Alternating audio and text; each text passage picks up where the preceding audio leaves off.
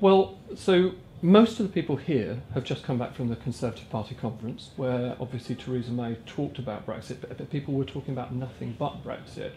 Following her speech, which has reinforced her a bit, and following all the talk about a sort of Chequers 2.0 deal, how much closer or further away from a deal do you feel that we are at the moment? I certainly think a deal is achievable, and I think if you look at what has been achieved to date, particularly focusing maybe firstly on the withdrawal agreement, which we need to have a full agreement on to move forward.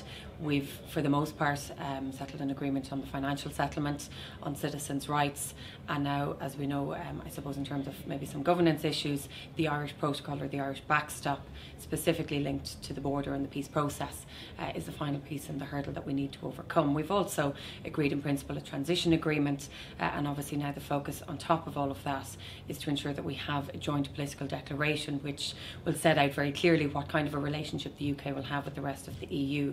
So there's a huge amount of work done. I suppose the challenge now is time is running short. We have an October summit coming up in the next 2 weeks, and really from an Irish point of view, in terms of the Irish protocol, we really need to see progress on that. We have, from an EU point of view, presented our own view as to what that legally operable text could look like based on a commitment and an agreement on both sides last December. The UK has said they don't agree with this, and I suppose we feel that, you know, if it changes, if the language changes, that's fine, as long as we have the same desired outcome.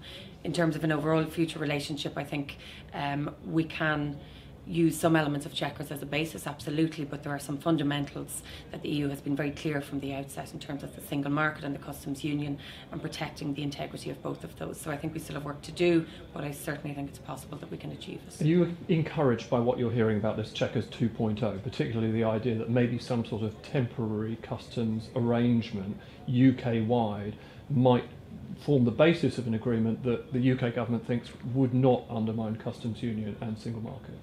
So I think we need to separate the backstop in terms of a legally operable text that's there unless and until a future relationship deals with the Irish issues.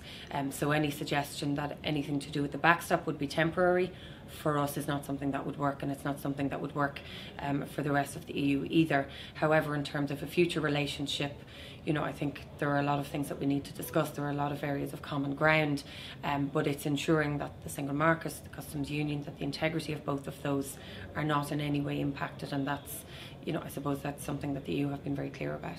What about the mood music? Because Theresa May has said that the UK government and the people of the UK are not being treated with proper respect by the EU negotiators. Have you seen any evidence of that? I think both sides are treating each other with respect. That's my own personal view and opinion, and I suppose I'm doing a lot of travelling.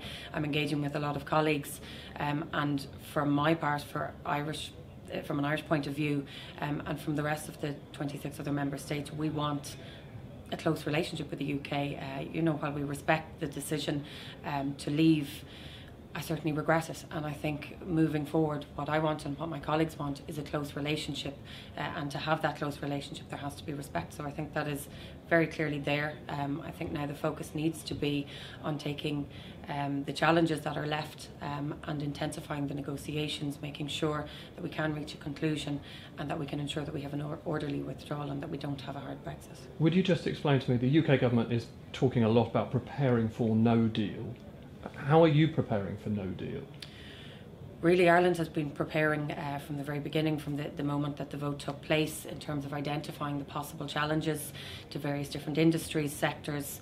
All of our departments and our ministers have been asked to identify what those possible challenges might be.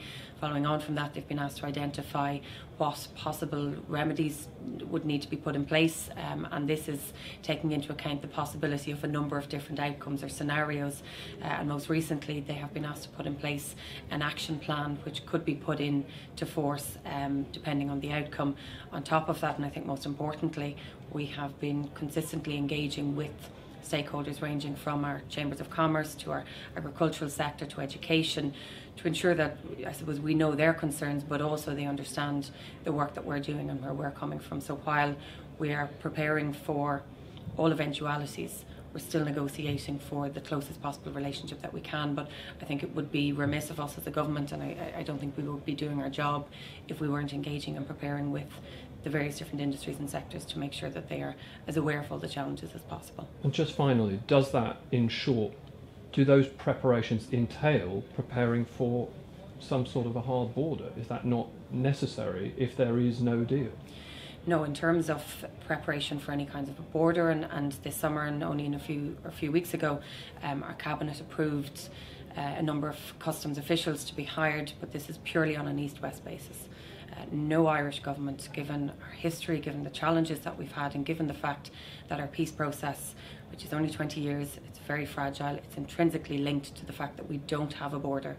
It's an invisible border that allows people to move freely.